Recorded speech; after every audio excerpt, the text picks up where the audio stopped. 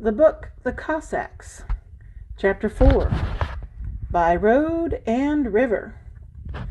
The days went by, and one was so like the other that Medea did not know how long they had been on the road, nor could he say for certain how often they had changed horses along the way. Not one of his mounts was as dear to him as the chestnut Irina had given him, and it had been a hard moment saying goodbye to it. He knew he would never see it again, and it was this parting which made him realize for the first time how far-reaching his decision had been. But he did not reveal this to Yermak. He felt too ashamed of his feelings. Days lengthened into weeks. They rode from daybreak until the gathering dusk.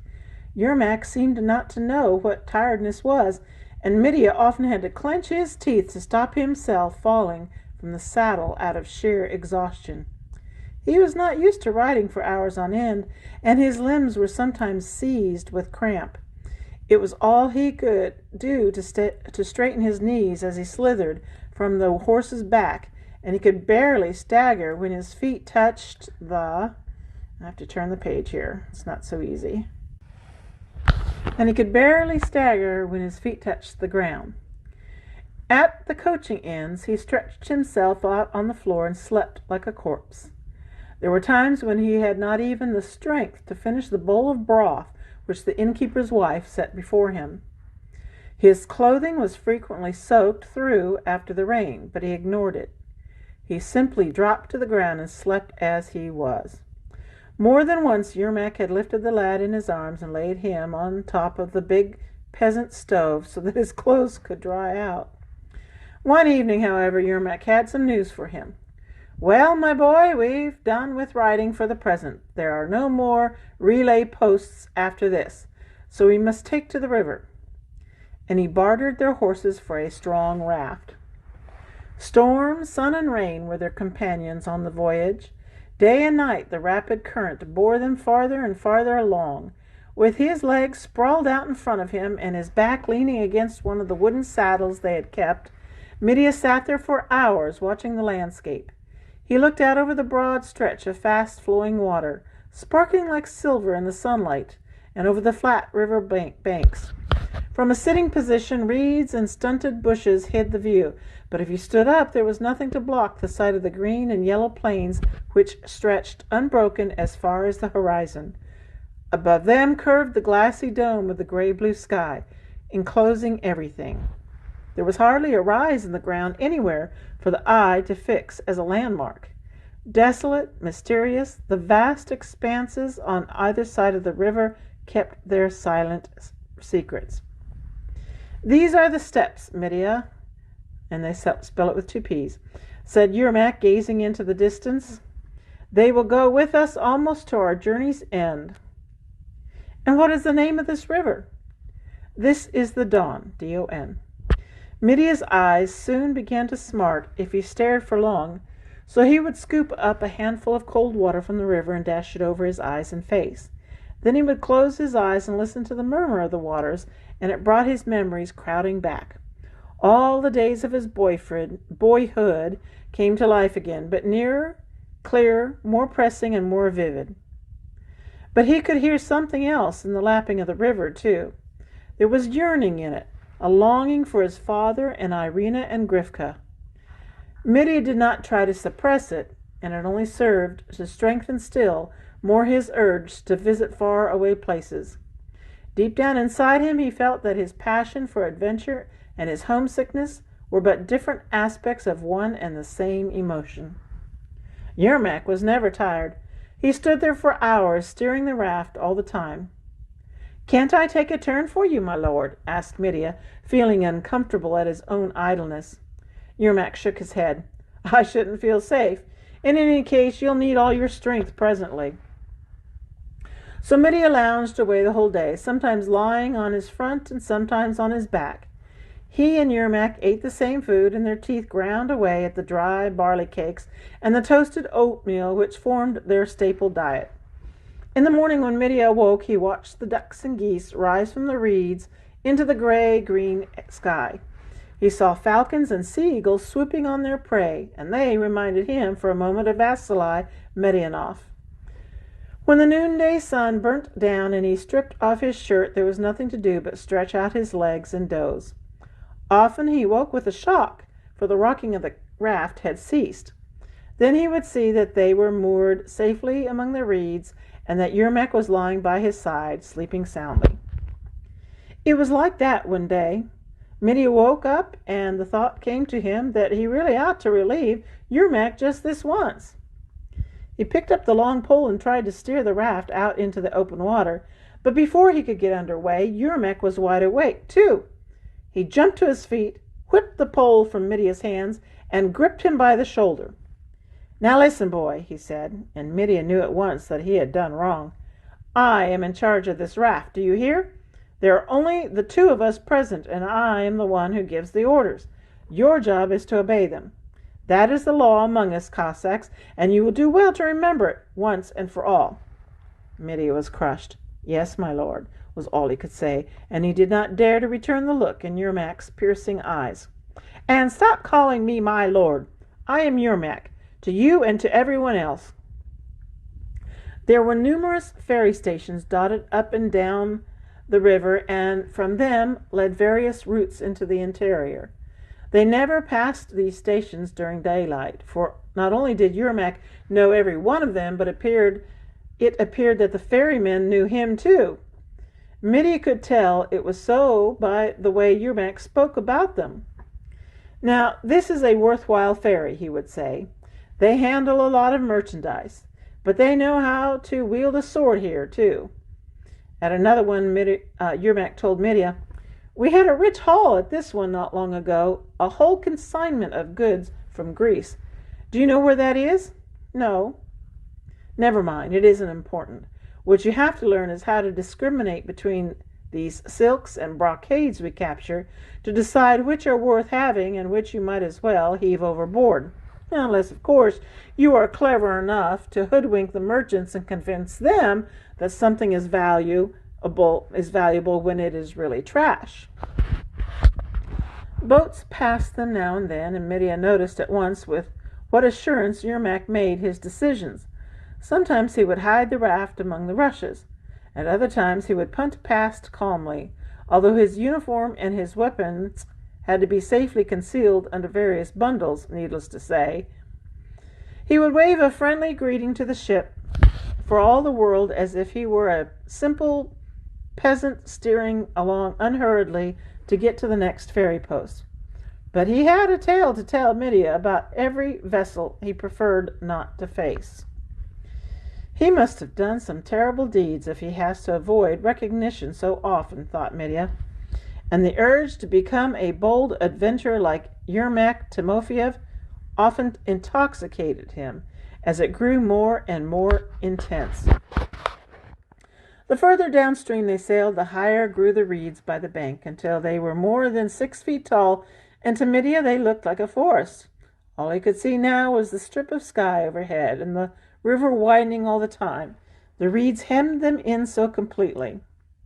Mitya learned how to catch fish, which he lured to the side of the raft with crumbs of bread when the waters were still.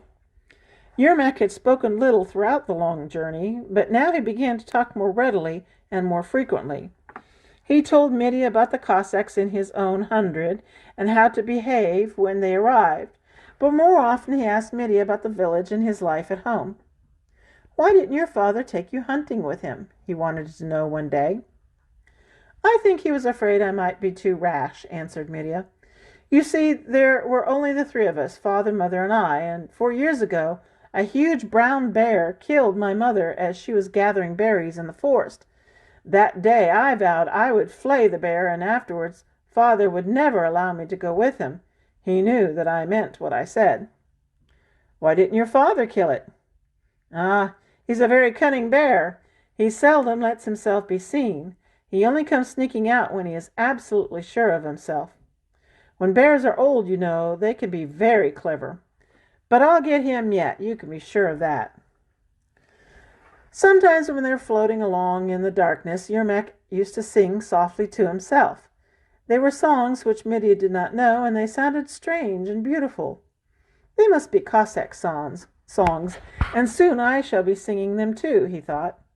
They belong to this broad river, beyond whose banks I cannot see, and to hot days and cold nights when you have to buckle your belt tightly round your fur jerkin so that you can sleep at least. One late evening, Midia was sitting there, his legs drawn up to his body, trying to get some sleep. Yermak had told him earlier that they would soon be landing, and it seemed to the boy that his chief was listening more attentively than ever to the noises of the night. Deeper and deeper grew the darkness. Yermak steered the raft into the right bank, and he kept it so close inshore that they kept brushing the reeds. It was difficult to make any progress at all. Big frogs leaped into the air and dived into the water, splashing and croaking. I suppose we'll spend the night here in the reeds, thought Midia, and stretched out his legs. He heard a screech owl cry once and then again. Midia laid his head on his arm and closed his eyes. The owl called again, once, twice, 3 times. Then Midia heard only the frogs. With a sudden start, he jerked himself awake, for now it was Yermak who was imitating the owl's call. First twice, and then, after a moment's pause, 3 times. Midia shivered. He did not know what it meant. For a few minutes all was silent. Then came the call again from the rushes. "Wake up, Midia, we have arrived. One of the brothers has come to meet us." Yermak punted the raft with quick movements right into the reeds, and the stems all round them broke with a dull crackling. Then Midia saw the silhouette of horses on the bank, and when he looked more closely, he could make out a rider with them. A cautious voice floated across. "Yermak Timofeyev?" And an equally restrained one answered with a similar question. "Ivan Koltso?" "At last," replied the man from the bank. "At last. I was beginning to think I was waiting in vain." The next moment the raft tipped as Yermak gave a mighty leap to the bank. Midia could hear only a blur of voices as the 2 men greeted each other, and then the stranger's voice came over more clearly. "So you have dodged the devil once again. That is good. We should have mourned you sadly, brother, if you had been caught." "I can't quite see it, but I believe you all the same. Hey, Midia," Yermak turned back, "throw the tackle ashore and then come across yourself." "Are you not alone?" "No, can't you hear? I have found a new recruit, someone who wouldn't leave me alone until I said he might join us." "Are you out of your mind, Yermak? How can you bring a stranger into our midst just now? How do you know that he isn't a spy?" "That is my worry. I have my reasons." At that moment Midia sprang onto the bank and stood near Yermak. "Great heavens!" cried Koltso, bending down to stare at Midia's face. "Is this the scourge of the Tartars? What will this babe in arms do in camp? Who will rock him to sleep at night?" "What's that?" shouted Midia in fury. But Yermak stepped in quickly. "Leave him alone, Ivan. He will soon get used to our ways. He was so anxious to come. I shall take full responsibility, of course." "But you know what rough lives we lead, and any day now all hell may be let loose. And yet you bring us this infant with the milk still wet on his lips." "Don't interfere in my affairs," said Yermak sharply, and Ivan Koltso held his tongue. "Shall we start right away, or do you want to stretch your legs first?" "No, we'll saddle the horses and be off immediately." "And what about the lad? I brought only 1 horse with me." "Midia can ride behind me. You take his saddle." But Ivan Koltso could not refrain from teasing still. "Now don't fret, son. Uncle Ivan will soon get a nice little horsey for you to ride too." Yermak put a reassuring hand on Midia's arm. "Don't pay any attention to him. He means you no harm." They had been riding for quite some time, forcing a way through the thick undergrowth, before Ivan Koltso spoke again. He turned to Yermak and said, "Have you any more surprises up your sleeve for us?" "I'll tell you presently. First of all, I want to know how things stand with you." "All is well. You know how our spirits rise when summer's on the way. Everyone has their hands full." "Any losses in men?" "Only 2, both from my 100. We had a set to with a strong caravan, and they defended themselves damned well, the curs. There were more of them than we had expected into the bargain. Not that it helped them much in the end, as you can well believe. Now, you tell me. We must call a council meeting. Why? Because our most gracious sovereign is raising an army in Moscow to send into the field against us. What's that you say? A whole army? That's too much of a compliment for a miserable bunch of Cossacks, don't you think? I agree entirely. Murashkin is to lead it, and you and I are wanted in Moscow, dead or alive. Oh-ho, said Ivan Koltsa, and gave a loud belch. Then he cleared his throat. I must have eaten too much mutton today. Tell me, though, does the Tsar mean it, or does he think the rumor is sufficient to scatter us in panic? This time it's serious, and what is more, there will be no quarter. The Tsar demands a thorough job, and Murashkin is the man to do it. There we go. I got to stop for just a second. The hound, the wretched, ... Cursing won't help us. Are you admitting defeat before the enemy has even struck? What's wrong with you, Yermak? I've never heard you talk like this before. Nonsense. Who's admitting defeat? I'm just facing facts and trying to think of a solution. I am not yet sure what is the best thing to do. That is why I shall call the council. The swine. Just when summer is coming and the traffic on the Volga keeps us amused, when a fellow can actually fill both his belly and his pockets for once. And this dog of a Murashkin has to come along and spoil everything. Why can't he choose some other time? Well, let us hope he doesn't ruin your sense of humor, Ivan. Mitya, who had been clinging to Yermak's sword belt, was listening to the conversation, all ears. That's a fine thing, I must say, he thought to himself, so I may not have a chance of seeing anything of the world after all. Who is this Murashkin, anyway? One of the Tsar's generals, obviously, not that it matters.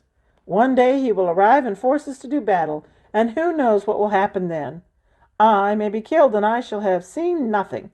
Nothing. Don't you think it would be best if we withdrew into the steppes, Yermak? Ivan Koltsa went on. They'd be hard put to find us there. Think a minute, Ivan. There are several thousand of us. How can we vanish into the steppes, perhaps for years on ends? And how will we live? By raiding the scattered Tartar settlements, perhaps? They rode on in silence. Ivan Koltsa was again the first one to speak. You are right. There are too many of us, if we stick together, ... Do you mean that we alone, ... Koltsa's silence was confirmation enough for Yermak. That would be one way out, I know, but it would mean leaving the others in the lurch, Ivan.